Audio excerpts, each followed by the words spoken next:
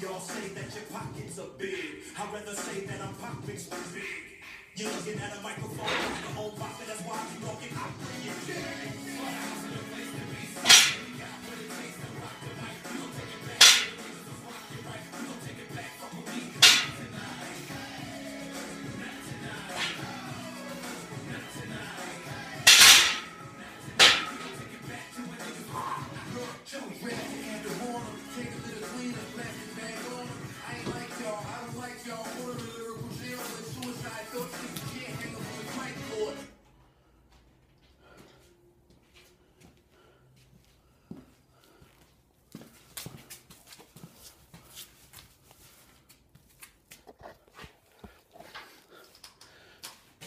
Hello, this is Chris from GetMightyNow.com, and that was some very poor training there, but it's something. At least I did something today.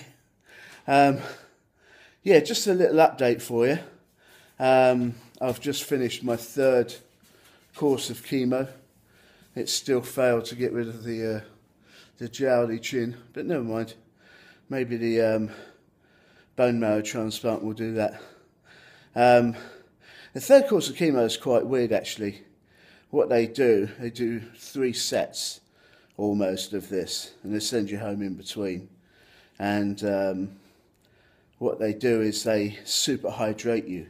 So for 12 hours you're on a drip, and you just feel like you need to pee the whole time. As I told the doctors, I was peeing like a racehorse.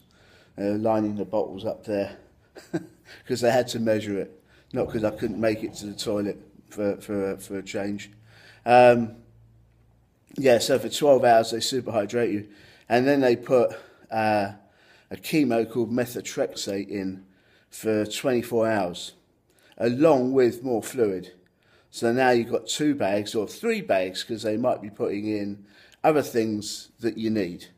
So you have this setup with just various bags of stuff, one of them with a red cover on, which is the chemo bag. So after 24 hours, you come off the chemo, but you're still on the fluids, because the idea is they want to flush that chemo through you fairly quickly, and they want a certain amount left in your system before they take you off the fluids. So for me, it's usually another day and a half to 2 days. And during this time, you just feel like a balloon. You feel like you're going to burst. I've got swollen feet and ankles anyway, and I couldn't wear anything. They're just monstrous. Those of you who have a sort of medical knowledge will know of pitting oedema. This was worse than that. I could draw cartoon characters on my lower leg. Absolutely ridiculous. But yeah, you know, it's the good thing is you can go home in between, but the bad thing is it is so tiring because you're being woken up every few hours throughout the night. They're checking your, what they call the observations, so that's your blood pressure and your temperature, and saturation of blood level as well. So they're doing that, they're changing bags of fluid over, the fluid has stopped because of the kink in the line, the alarm's going off. The alarm's going off just because it feels it hasn't been off for a while, so it feels it needs to disturb someone, so it'll just go off for no reason. All these things add up to a lot of very bad sleep. So when I come home, I really catch up, and I'm sleeping a hell of a lot, I have to tell you. Yeah, on the 3rd set of methotrexate, I got the flu as well, which was fun. So that delayed my restart of training. It meant I hadn't trained for 2.5 weeks, and from my previous ridiculously weak level, I managed to get even weaker. Figured that one out. Anyway, hopefully it will start going up again next week. I've got a month now until the bone marrow transplant, and I was told just yesterday, bear in mind that I've been going through this leukemia treatment since May last year, But I was told yesterday, oh, by the way, Mr. Young, there's a 30% mortality rate. And I just thought, what? 30%? 3 in 10 die? Apparently in the first year and a half, 30% will die. I don't really like those odds. I'm not a card player. I play the odds for higher stakes, as in for my life. And I was asking the doctor, look, you know, I'm going to really be pretty active over the next month. I'm actually going to try and get on my bike. That should be funny.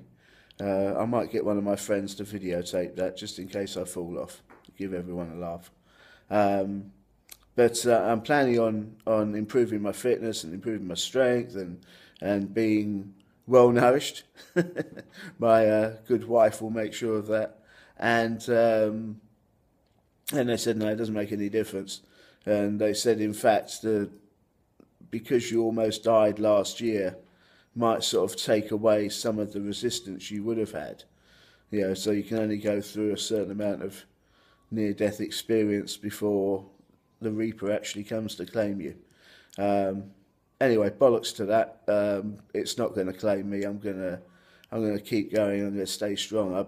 I got through hell last June and July, and I can do it again if I have to. You know, the old Churchill saying of when walking through hell, keep going. And I plan on doing that. I plan on being around for quite a bit longer, and I plan on making this a positive. I'm going to be I'm writing a memoir of all this, because it hasn't gone to plan. This is not your normal bog standard leukemia treatment. I've had talk about roadblocks thrown at me, more like a great big earthquake happening as I'm driving down the freeway, and you turn off quickly. Yeah, all right. There's another earthquake. Avoid that. Anyway, I shouldn't make jokes about earthquakes. Yeah, so that's where we are at the moment. I'm in my little gym here. We got the dark side dogs. There's Zara. Hello, Zara. Zara. There you go. Big ears. And I've got the other one.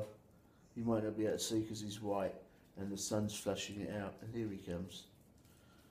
Absolute vicious animal, that one. So it's myself, the dark side dogs, training on Thursday lunchtime, and I'm going to keep training. I'm training every day. So should you be training every single day. No, maybe not every day, but you know what I'm going to say. Stick to your training, move forward one day at a time, do something today that's going to make you better tomorrow. Anyway, I'm going to try and do these about once a month, so maybe at the start of the bone marrow transplant I might give you a little bit of an insight into what happens there. But for now, thanks for listening, thanks for watching, and may your God go with you. So long, thanks for the fish, whatever. See you soon.